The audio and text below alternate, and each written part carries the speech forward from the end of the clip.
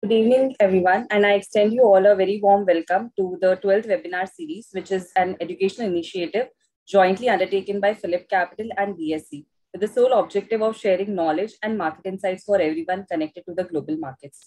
It's indeed a pleasure to welcome all of you, and thank you so much for taking your time out to be present in this webinar. My name is Vishaka, and I am a part of Apex Advisory Desk at Phillip Capital. We are established in Singapore in 1975. We are one of the Asia's leading financial institutions with a global reach extending into Europe, North America, and other 15 countries. We have over 1 million clients worldwide. So at this onset, I would like to thank Mr. Abhijit Avasti and Mr. Vijay Krishnamurthy for sparing their valuable time and for consenting to be a part of this webinar series to share their valuable market insights. Mr. Vijay is head of fixed income at BSE of over to you, sir. So I'll ask Mr. Vijay to share his part of the speech. Good evening, all, and thanks, Vishaka. Thanks once again. Glad to be part of the session once again. So what I'm really going to do is, and of course, we have Abhijit, Mr. Abhijit Avasti, who's really an expert, and he'll be really talking you through the topic for today. But for me, I just want to introduce what we really do on the currency side as well as on the fixed income side at BSE. Just to give you, and I'm not going to share any presentation. It's just going to be some thoughts that I have that I'm going to put across. So BSE actually launched the currency derivatives towards the end of November 2013, and subsequently over a period of years there were multiple contracts that were launched, and we also launched the weekly contracts for futures and options on the USD INR somewhere in the mid of 2018. And today, if you look at it, BSE has got monthly contracts as well as weekly contracts. So weekly contract exists for the USD INR, and monthly contracts across for USD, Euro, GBP, and JYP INR. And on the cross currency, we have the Euro USD GBP and the GBP USD and the USD JPY. Cutting the story really short, the key advantages for somebody to really come on BSE. Why would you want to really come on BSE? As everybody knows, and it's a very thing that BSE is far superior in its technology. We operate on a very cutting edge technology. We are the fastest currency exchange, with a speed of 6 microseconds. And we do have the best front end available, the colo available, as well as internet trading.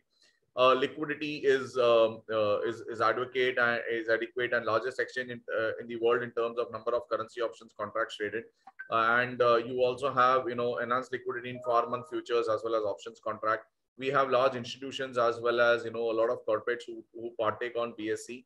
And there is enough liquidity for somebody to really come and trade on BSE on the futures and options or on the currency derivatives. We have very robust risk management systems, online margining and no counterparty risk, clearing and settlements through the subsidiary of ICCL, which is a clearing corporation for BSE. And it's a very seamless system. As I earlier said, we have a very wide participation. Banks, of course, PSE.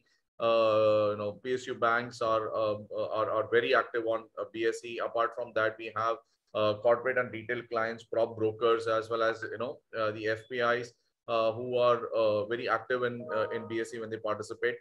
And the key advantage is also the charges are very reasonable and is the lowest among all the exchanges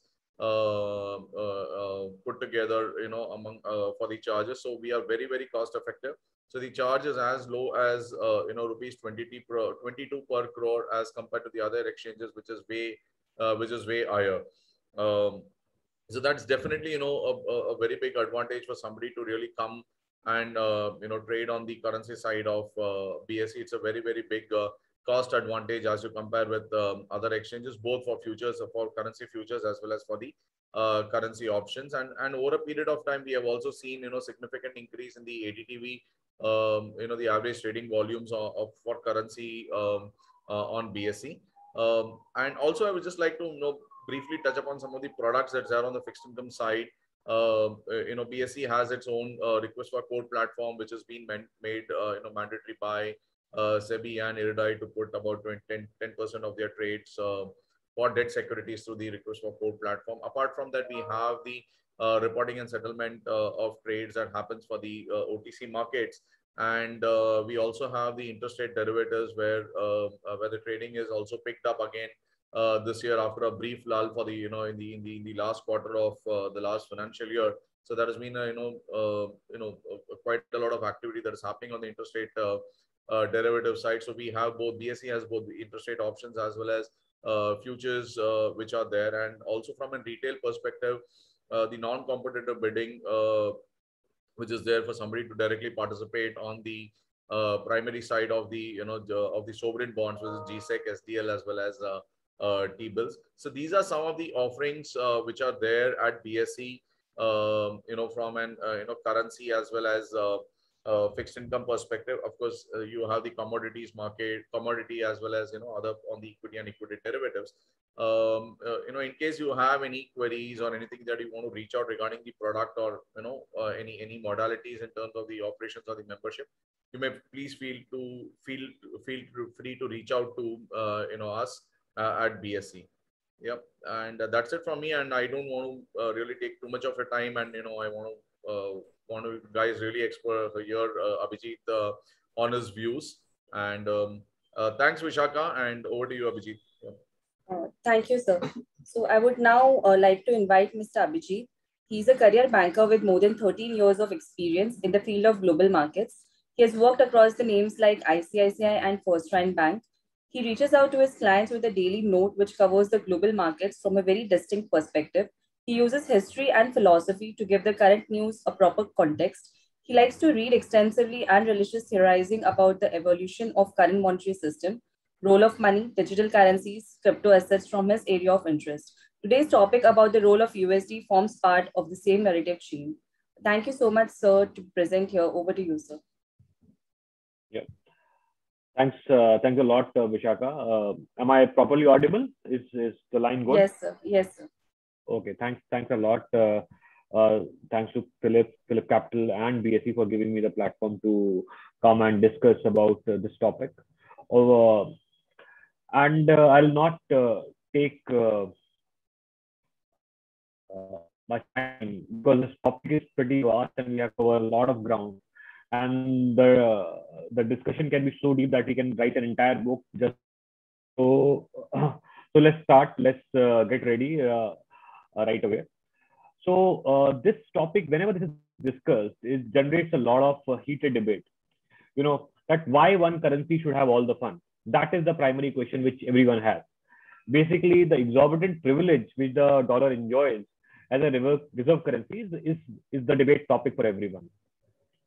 So we'll cover this topic, and let me at the onset give the whole talk a structure. Okay. I will first describe what it is like to like being the reserve currency of the world. What all you can do if you are one, basically if you are a dollar. Then I would try to describe the tenets of currency or money in general and try to relate it to the concept of reserve currency. So we'll start from money and then we'll take the cudgels for reserve currency.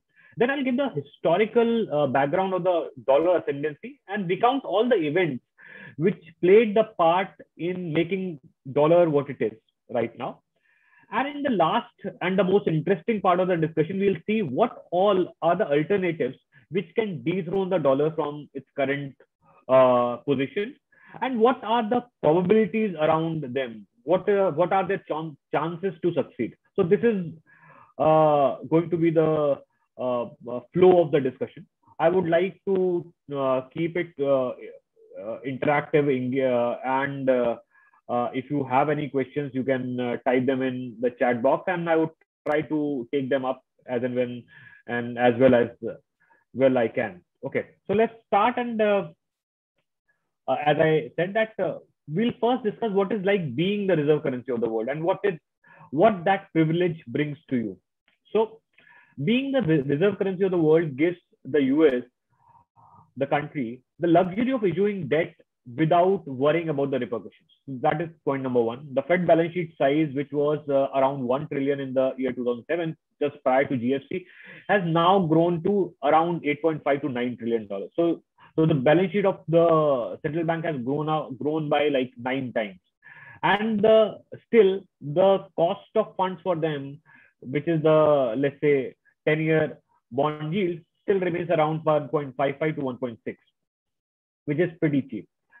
And all the other central banks which pile up these reserve or these dollar assets end up earning a very low rate of interest. Okay, so just a slight detour here. So when an emerging market central bank buys these treasury, these bonds, in a sense, it is a flow of capital which is happening from a so-called emerging market slash a poor economy to a rich economy like US. It is a reverse flow of capital. Okay, so this is a slightly detailed concept. We'll take it later also. So the next point about the privilege of being US dollar. Around 70% of the world trade is denominated in US dollars. Even if bilateral trade is happening between two countries situated right at the eastern rim of the world, they will not transact in their own currencies, but they will have dollar as one leg. So that is the reality of the world. And what about the US having the privilege of using this power to achieve its own geopolitical objectives? So US can cut off any country from the payment system, which essentially is a US-centric payment system like SWIFT and all. And this causes a lot of heartburn to even the allies of US. But this is the nature of the world in which we live in. So these are the kind of privileges which being the issuer of reserve currency brings with it. Now, let's go to the second part of the discussion, which is like about the basics of currency itself, the definition of currency, and what is money or currency anyway. Now I'll tell you that human society itself is a complex phenomenon. It constantly produces, consumes, and then it trades between themselves. The trade happens between people, between communities, between nations, and this trade can take various colors and all. But trading requires a special situation, what economists call a double coincidence of wants. So how do we define it? So I have bread, you have, let's say, potatoes, and both of us want to eat a sandwich. So this kind of a matchmaking, this is very lucky matchmaking. This generally doesn't happen. So we need to exchange our goods into something which is more fungible and more transactionally efficient. Here comes the concept of money. So at very bare bones, this is what money basically does for us. Makes the transaction and the trade transactionally efficient. Now, and this is one of the part which I'm going to take now is a very important part in the entire scene of discussion. Because I'm going to describe the three basic attributes of anything which aspires to be used as a money. Okay. And this will naturally follow up and incorporate the concept of reserve currency also, because the reserve currency also needs to have the same tenet, the same three basic attributes. So what these attributes are? So firstly, it should work that whatever that thing is which aspires to be money should work as a medium of transaction. This is one. It should be a unit of access to, and it should be finally a stored value. So these are three basic attributes. Now, medium of transaction means that it solves the problem of people exchange it for their goods. It should be difficult to counterfeit. The conversion and reconversion to commodity should be hassle-free. That is basically people should use it for trade. Vishaka just wanted to know that am I audible? Is the connection stable right now? There's no lag here, correct? So there's a bit lag, not that much, but a bit lag in between. Not continuously, but yes.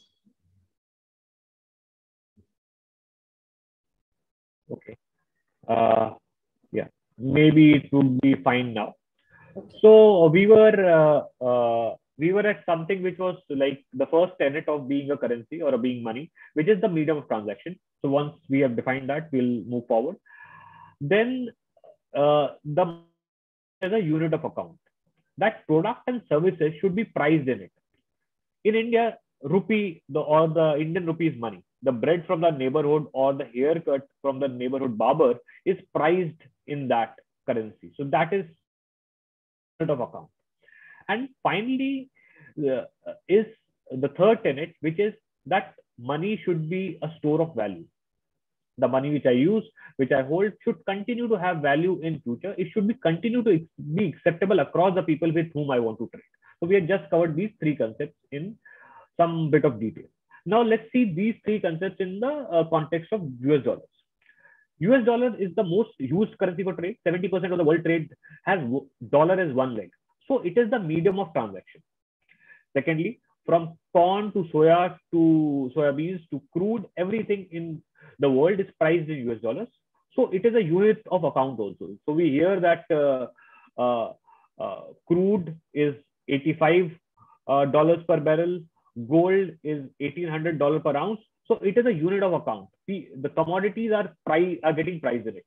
And finally, the US dollar and consequently the US assets like US treasuries and all are the epitome of value and safety whenever any crisis occurs. So for an example, when the GFC happened in 2008, the entire world rushed into dollar assets. Everything else was ditched, and dollar assets were the thing which people got into. So we saw that what the basic tenets of being money are, and which are also applicable to the concept of reserve currency and consequently the US dollars. So let's park that discussion right now for some time, and let's look at some of the history around the concept of reserve currency, how the dollar became the dollar it is right now. So for a considerable period of time in world history, all these above requirements were solved by the precious metal we know as gold. It was widely accepted and widely trusted. It was there for last 6 millennia, and it had earned its respect through ages. And the economic system which was constructed around gold was there for centuries. So this is what the era of gold looked like. But something changed around 150 to 250 years back. I would be pretty fluid with the dates here because that is not the crux. But around 150 to 200 years back, the world economy started changing, and with increasing mobility and growing global trade, it made a clear break from the past in a sense that people started producing primarily for trading and not for consuming. This era of growth brought its own set of issues. If the transactions are to be settled in gold pieces, we all can know that there were not enough gold pieces to go around. So how this was solved? This was solved through an innovation called paper currency. Paper currency essentially was something which was issued by a sovereign and was backed by gold. Sovereign essentially was saying that the bearer of that note or that bond can convert the paper into some amount of gold if they wishes to. So we saw that the problem of supplying adequate money to a growing world economy resulted in a shift towards paper currency. And there is a slight economics here that we all know that in case the supply of money is not commensurate to the nominal growth of GDP, then deflation would occur. And deflation essentially is something which no producer or manufacturer would like, because whatever you are pricing at, let's say, X right now, if deflation happens, that X would erode to, let's say, 0.75X or 0.25X in future. So no one would like to have that scenario. So because deflation was something which no one liked, the gold as a medium of currency or as a currency was ditched. Now this period, continuing with this history, this whole gold and the gold-backed paper currency continued till the first decades of 20th century. And then the till the end of Second World War, we know that this gold and paper existed side by side. But the paper printing or the paper money, the printing of paper money has its own set of issues. There were few examples in the history where this created or the paper currency created some issues, like we all know what happened in 1921 Germany, where German central bank, which was under the lot of war debt from World War I, issued lot of Deutsche Marks, resulting into hyperinflation. So they printed paper money without having any backing of gold, which resulted in great hyperinflation and consequently just corrupted the entire German economy. And then we saw what happened because of that hyperinflation. Many geopolitical changes happened, and we finally ended up having a World War II. I will not go into that detail because that is not material to the discussion right now. We'll jump straight away to the end of World War II, around the year 1945. Now, to appreciate what was happening, we need to see what was the state of the world at that point of time. So the war was over, and there were a set of countries which were like either on the winning side or on the losing side. Like on the winning side, it was UK and France. On the losing side, it was Germany, Japan, Italy. But one thing was common to all of them, that the entire economies of these countries were decimated. Their capital stock was gone. Their factories were all burnt, and the whole countries were converted into a big pile of rubble. Apart from one country, which was US. The US, at least the US mainland, was saved from any kind of direct impact of the war. And because of the wartime production, the speed and the pace at which the US economy was dishing out goods and services, the economy was in pretty good shape. And it also happened that all other countries ended up having a lot of debt and taking a lot of debt from US. So this is 1945, where we see US was the knight in the shining armor, and rest everyone, whether victorious or on the losing side, were in complete disarray. And here happens the Bretton Woods Conference. And I would say that Bretton Woods Conference was one of the most seminal events in the monetary history of the world. Why is that so? Because here the current structure of the world was decided and agreed to. I just told you what was the context of this agreement, that only US was in a position where it can dictate its terms, not everyone else. So we'll see how the terms and conditions were in the Bretton Woods Conference impact us even today. So I will now describe a set of markers, which were decided either in the Bretton Woods or a period consequent to that, and which continue to date. And this is what makes US dollar what it is.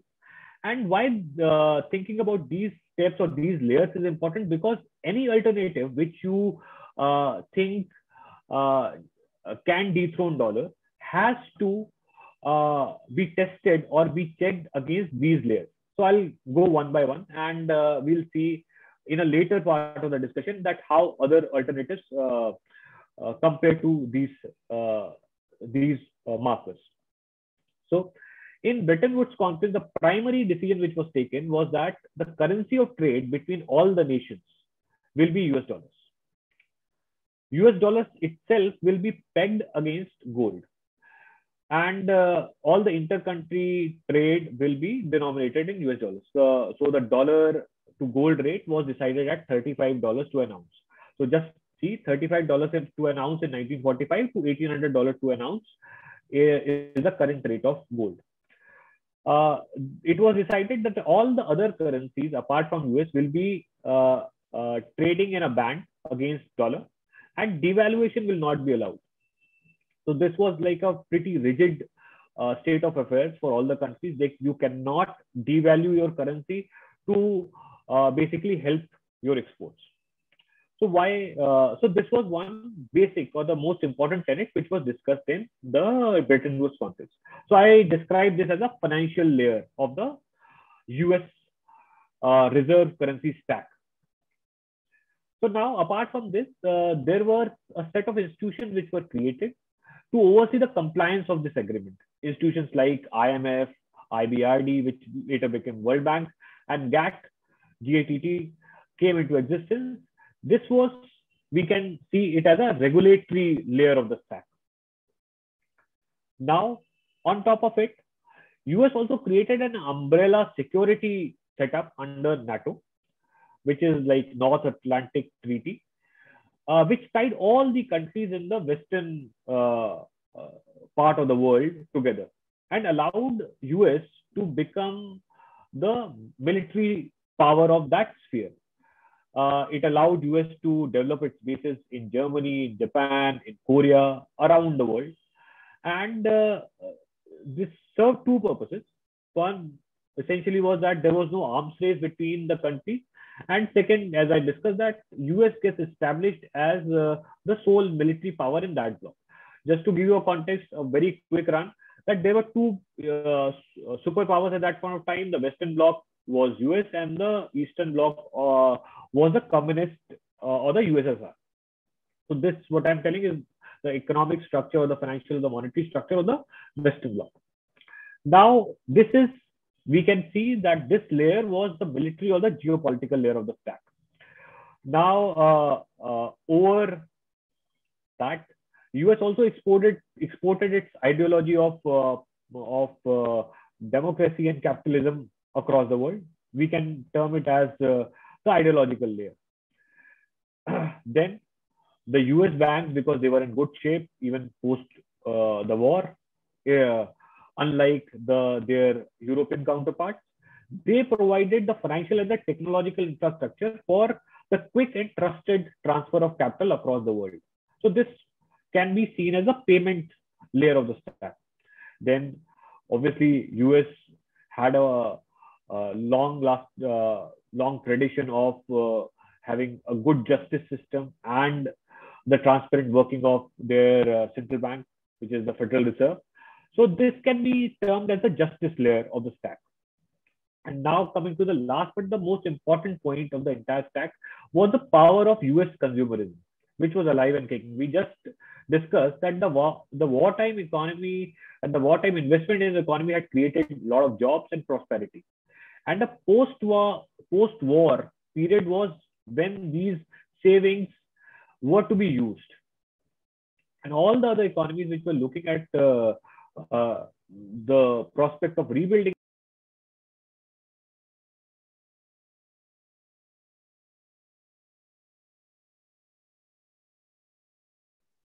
So you were gone on mute.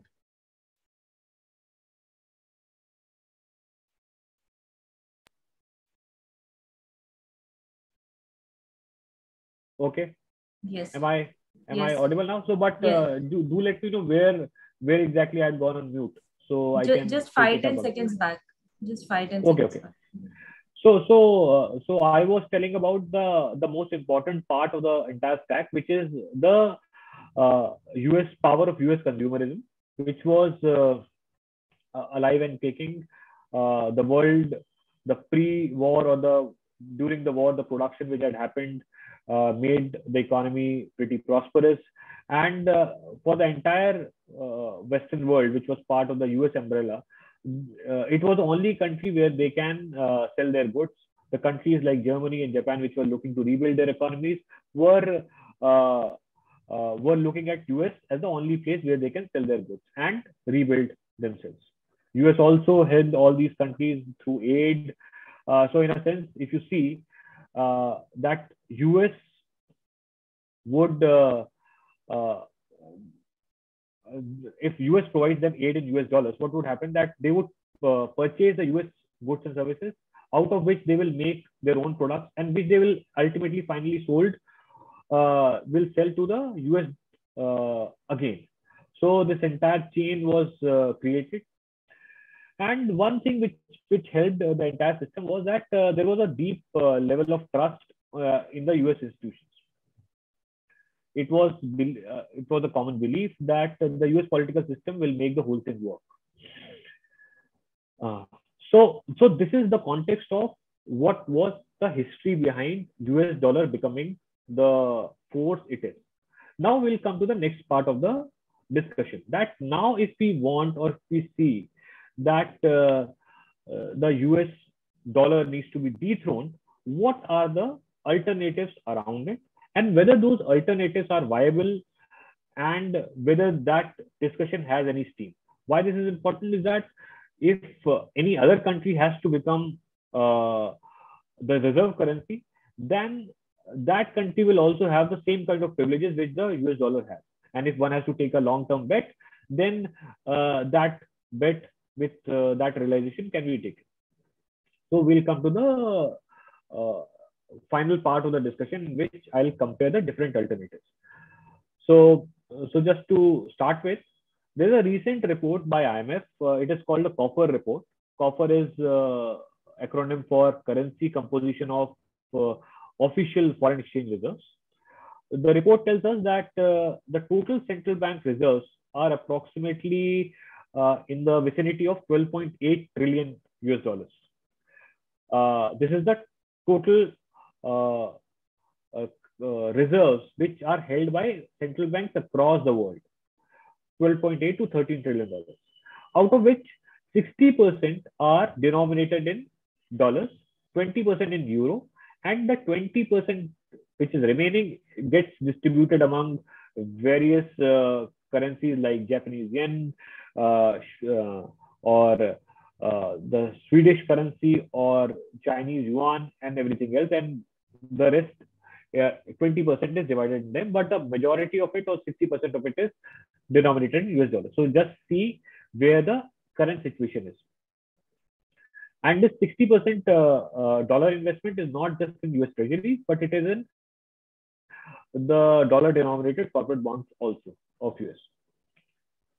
Now, one thing which has been striking and has generated a lot of press recently, that this 60% has been coming down of late, and the current reading is actually the lowest of in last 2 decades. So, is the US dollar waning out, going out? Let's see. Let's try to decipher. Now, let's see what the alternatives are, or what are the challenges to the throne. Right now, the current favorite for the discussion's sake is Chinese yuan. All the commentators, all the media watchers, all the economy watchers often get overawed by the recent growth in the Chinese economy and its pace of reserve accumulation. China right now has close to $3.5 trillion of reserves, which it has accumulated over the years. But we need to think of the Chinese yuan from different tenets, which we just discussed about. How open is the Chinese financial system compared to US? US allows full convertibility on capital account. Compare this to the inflows and outflows out of China. There is no comparison at all. Second, and the more important point is that the Chinese yuan is not a freely floating currency. It is a pegged currency. Its value is decided by the whims of or the decisions of PBOC. PBOC is the public bank of China. The trading partners of China, even if they are running a trade surplus with China, will be very skeptical in accumulating these Chinese yuans, because they don't know when this peg or this peg would be revalued. They will be completely at the mercy of PBOC. At least in case of a freely floating currency like US, we can have a view, we can form a view depending upon the market fundamentals. So that is allowed, but not in the case of a pegged currency, which is the case with Chinese yuan. Next, what is the kind of trust which we have in the policies and the institutions which are there in China? Compare PBOC to Fed. Fed, for all its shortcomings, has considerable oversight. We all see that the congressmen keep grilling the Fed officials Fed chief is frequently on the wires, giving his interviews, telling us about the economy, telling us about his views. So there is a lot of oversight there, and market also like goes deep into even the sleeping patterns of the FOMC members to decide what is going to happen next on the rate side or on the QE side and everything. But the Chinese system compared to this is very opaque. So can you trust it? The answer would be like I'd leave the answer to the members here. And again, coming to the same point, the recent crackdown which has happened on the tech giants, doubts which are there on the shadow banking system in China, and the state of real estate. We all keep hearing the news about the Evergrande bond default and all. So this also inspires little confidence. Now, just remember the stack which we discussed. There was a military or the geopolitical layer also in the stack. Now you need to see and judge China also on the geopolitical reality.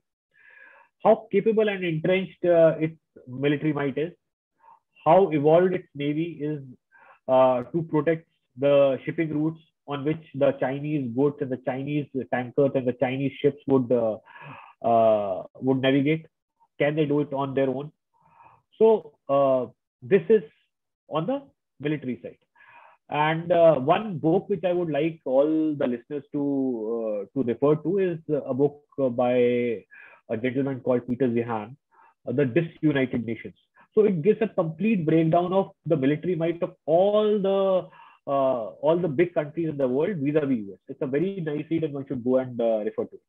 Coming back, as for the COFER report also, which we just alluded to a few minutes back, the Chinese yuan forms only 3% of the world reserves. There's a huge gap to cover from 3 to 60.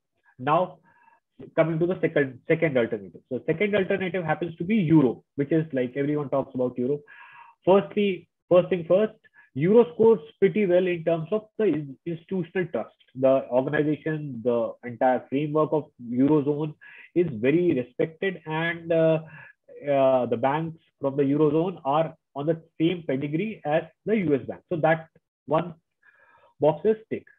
But unlike US or China for that matter, it is not a country. Eurozone is not a country. It's a grouping of countries which have come together to bolster growth in their economies. There is a deep disconnect between the monetary policy and the fiscal policy.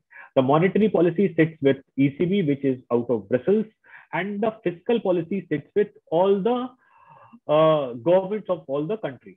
So what happens that though ECB makes rules, but the compliance to that rules are up to the respective governments. We have seen that there have been nations which have been profligate historically, and then they end up taking advantage of the low rates in the Eurozone by issuing unsustainable debt. We all remember that what happened in Greece in 2011, what happened in Portugal, what happened in Italy, what happened in Ireland. So all these things keep haunting back the euro as a construct and euro as a currency. One needs to know that there is no separate euro bond curve. Every currency has its own yield curve. Maybe in better times, good times, these differences get masked, get hidden. But in times of stress, these fault lines will be out in the open.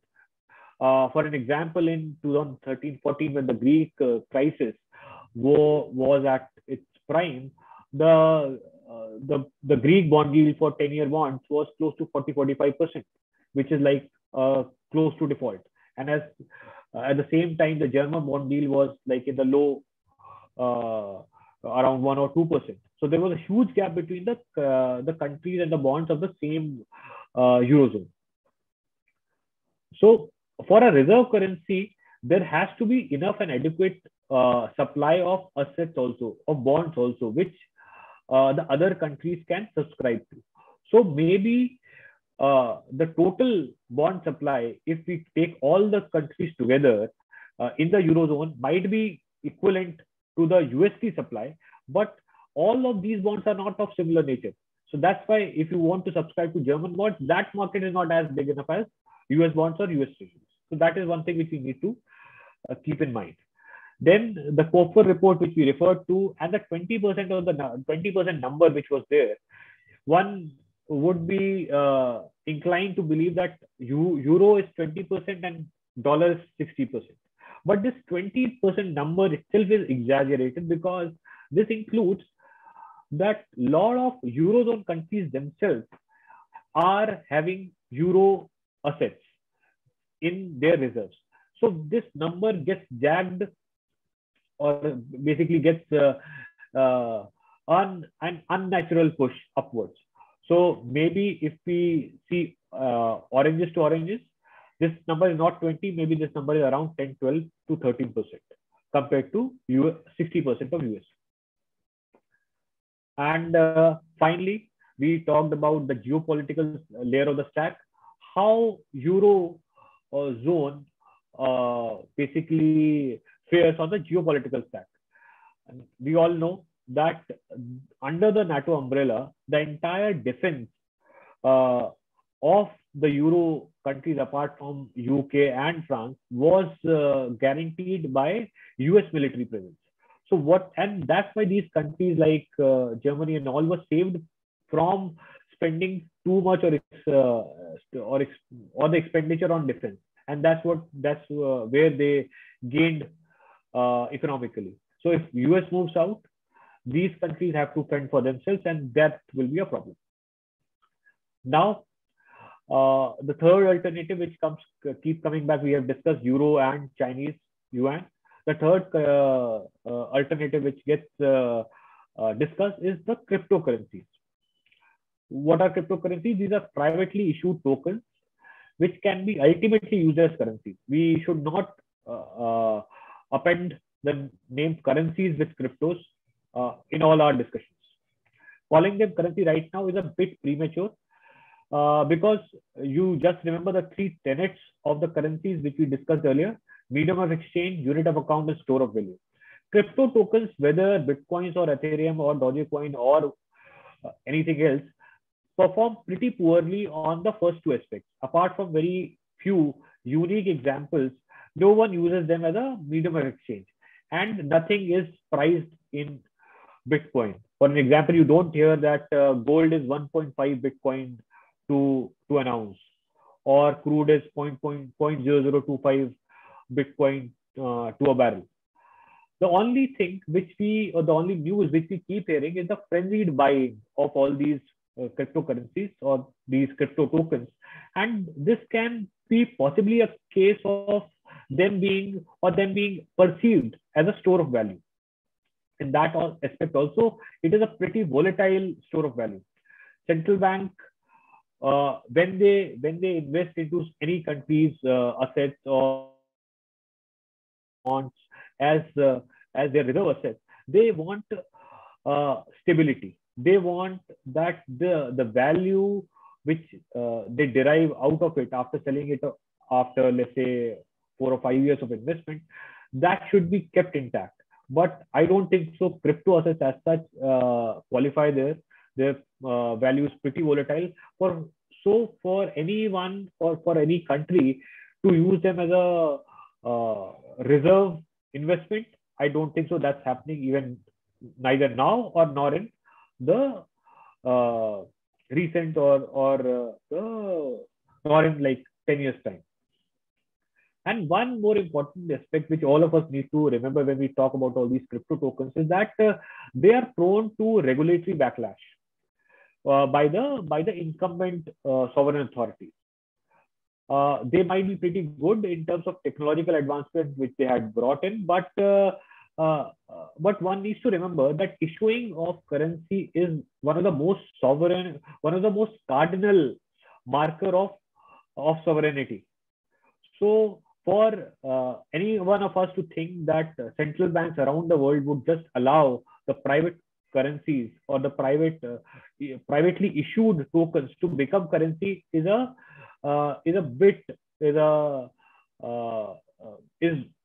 something which is going to be achievable achievable in near future. They are not going to allow it, and they are going to pounce upon it.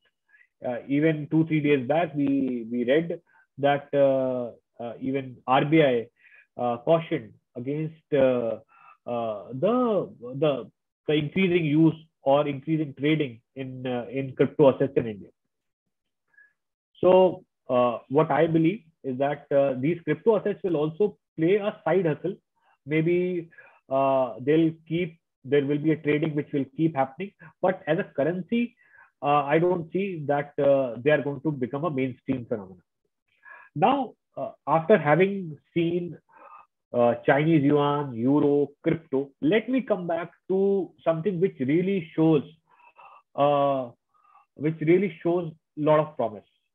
And this is one thing which I think, and which whatever research or whatever studies I have access to, or whatever I've read, is something which shows a lot of promise.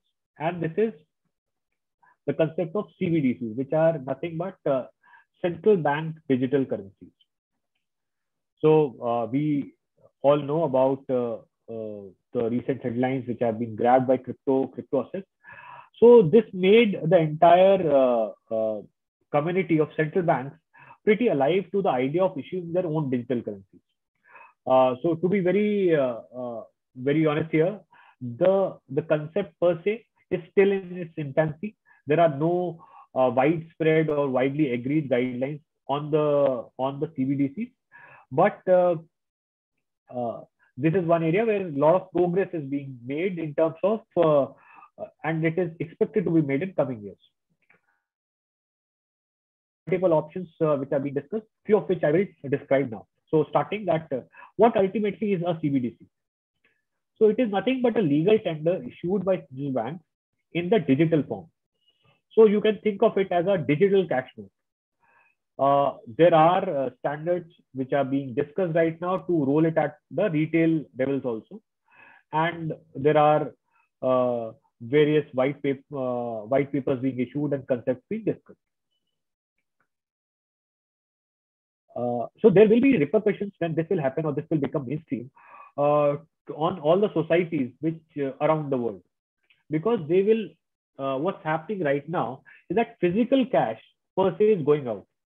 So this and it is getting replaced by digital money right now. So the digital money which we see currently is not exactly the CBDC digital token. The CBDC digital token will be, in one sense, will be a money which will not be forced to keep at a bank, but you will have a direct account at the central bank maybe. So that the dependency on a banking infrastructure itself will go away. So we'll not venture too much into the entire construct of the CBDCs at the retail level, but we'll stick to our reserve currency discussion. And the real impact of CBDCs on the reserve currency will happen when the all these digital currencies standards will evolve, and they will evolve enough to carry out cross-border transactions. Just look at an example. Imagine settling a cross-border payment in let's say digital dollar, digital yuan, or digital sterling will have no use of a remitting bank, a corresponding bank in the middle in the foreign country. Will not require SWIFT messaging. So it will essentially change the entire payment ecosystem completely. And the reliance of the market participants or the trade participants, the importers and exporters, on the setup of the existing setup of banks and SWIFT will get obviated. Obviously, these are still early days, and this to become a reality, one would require a very long-term understanding between different CBDCs, regulators, issuers. So what we see is that CBDC at least will become very important in the first tenet, which is the medium of exchange going forward. So the use of dollar as a vehicle currency, or the currency in which all the transactions are being initiated and finalized, will go down. And once that happens, obviously the second tenet, which is the unit of account, will also start getting into play. So at least for the first two tenets of currency slash reserve currency are being met by CBDCs, not right now, but maybe in the future 5-7 years when the systems evolved and the agreements between different central banks evolved to a certain point. Let's discuss a probable scenario. It is very much possible that a regional grouping, like let's say an ASEAN, which is an East Asian countries regional grouping, they agree on a common digital infrastructure. This would, it is very much possible that PBOC is the central bank which provides that digital backbone. So what would happen, that all these countries which will come on that digital infrastructure will obviate the need of the US banks or the US central US focused payment systems like SWIFT, and they would start trading between themselves much more quickly and digitally. This is one way to look at it, where the payment part of the entire ecosystem will nibble away from US dollars. Then the third aspect of it, what I feel and what has been the studies all around, is that the third part of the reserve currency, which is the store of value. So store of value would not go away from the purview of US dollars, because we know that maybe there would be a lot of improvement in terms of payment infrastructure, in terms of obviating the SWIFT or the current bank infrastructure and all. But as a store of value in the times of stress, the only recourse the world would still be US dollars. So at least in those terms, this these new CBDCs issued by different central banks would not change the game that much. Now, having looked at all the different options, different alternatives, one debate which keeps happening is that maybe there will be a setup of returning to the gold standard, and gold will become the currency of the future. I have my doubts on that, because as an inflation hedge, yes, the gold would be of some use. Yes, the gold can save all of us from the continuous money printing which all the central banks are doing. But see, again, from the two tenets of currency slash reserve currency, which is the medium of exchange and the unit of account, gold would not fare too well on those two tenets. So it becoming a reserve currency, I doubt it. Maybe the gold price would increase to account for all the inflation which is getting, but it becoming a reserve currency again, that is slightly doubtful. So in conclusion, I'm already running out of time. I'll conclude the entire discussion, is that whenever we see US dollars, we need to see the history behind it, and then we need to differentiate between different aspects of it being why it is a reserve currency. We saw that maybe the payment aspect of it or the unit of account aspect of it or can be dethroned, possibly by all these CBDCs. Possibly, when I say it is still 5-6 years into the future. But the third aspect of it, which is a store of value, which is a store of belief in the times of stress, that is not going anywhere else. So by that, I'll just conclude my part of the discussion. I would be very happy to take any questions if there are, and would try to answer them as best of my ability. Thank you. Over to you, Vishaka. Thank you so much, sir. So I would request now all the participants, if they have any questions, they can write them in the chat box so we can take them now.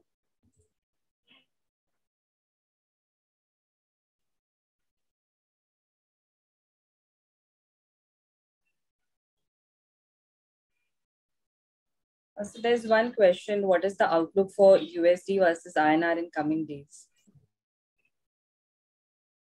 So, so obviously, this is more of a very uh, direct question in terms of what is the outlook of rupee.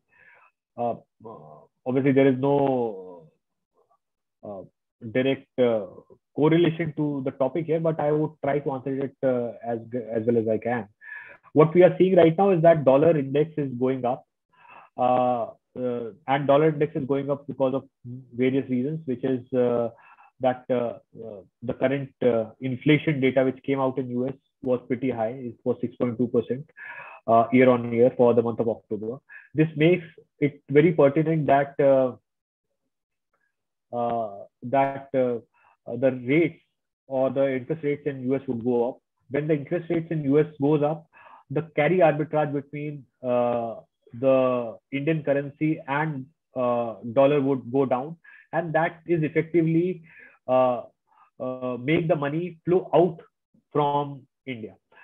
Having said that, the Indian central bank has amassed close to $620 billion of reserves in last one and a half years.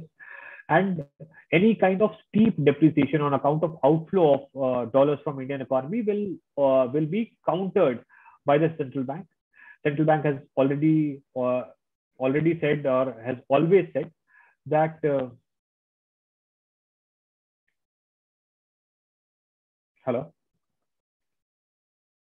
has always said that they would come in to counter any kind of volatility. So in a nutshell, I see rupee depreciating from here, but that would be countered by central bank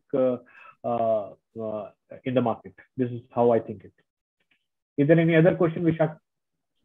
Yes, sir, there are a few questions. Yep. So how you may connect the following topics to the lecture at hand? How is quantity theory of money implying direct correlation with money supply and prices? Is the same controlled by other variables like constancy of velocity of money and income? What could be the one variable that can control the negative impact of increase in money supply on prices? There's point 2 and 3 also to this question. So how can let me answer it yes. right now. So as I discussed during the discussion also, that the money supply determines the price levels in the economy. So what has happened over last 20 to 30 years, that this money supply equation, which is MV is equal to PY, where M is the money supply, V is the velocity of money, P is the inflation, and Y is the GDP. That equation has gone for a toss, because this money supply is not getting restricted to a particular economy. If you print a lot of US dollars and pump it into the US economy, what happens is that these dollars flow out. They don't remain in the US economy. They flow out to each and every corner of the world. So this kind of money printing has also not resulted in any runaway inflation. So that has been the case so far. If you can help me with the second part of the question. So how can CBDC RBI's Lakshmi, as was proposed, a near reality or a no-show? What's the main bottleneck in the said process if counterfeiting or illegal terror funding is a no issue in CBDC Lakshmi? Sorry, let me just go through the chat itself. Yes. So, so I'm not very well versed with the exact contours of what RBI is bringing out. But as I said, that these CBDC discussions remain at a pretty starting stage right now. It will evolve over a period of time, and as we know, with all the technological advancements, all the things which require negotiation and engagement between different central banks and all, these things take time. So there is possibility that a certain central bank comes up with a certain concept and it is not widely acceptable. So that thing gets shelved, and a new paper or a new concept emerges in due course of time. So this is what my thinking is. What I see in terms of timeline, that it is at least 5 to 6 years from now, where there would be a consensus agreement on how these CBDCs infrastructure should work. So just on that topic, there is a very good book which I would like to refer to all the listeners here. The book came out last month itself. It's the name is The Future of Money by Dr. Ishwar Prasad. He is an IMF economist, and I would recommend this to everyone who is interested in this topic and wants to understand it in greater detail.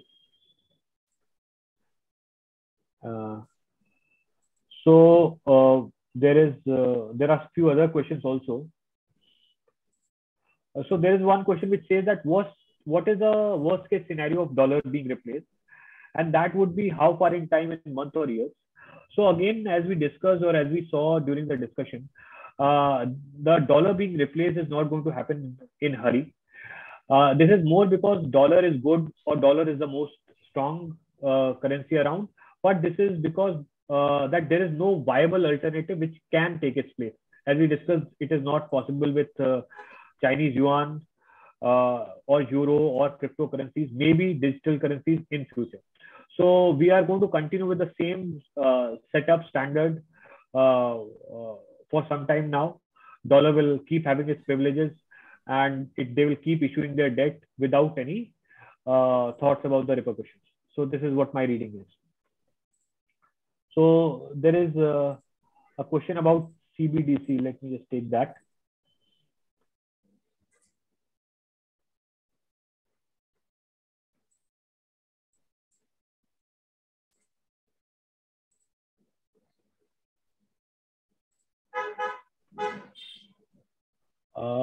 So Vishaka, if you can, if Yes. there is any other question, if you can just read out that for me. I'm just trying to scroll through the messages.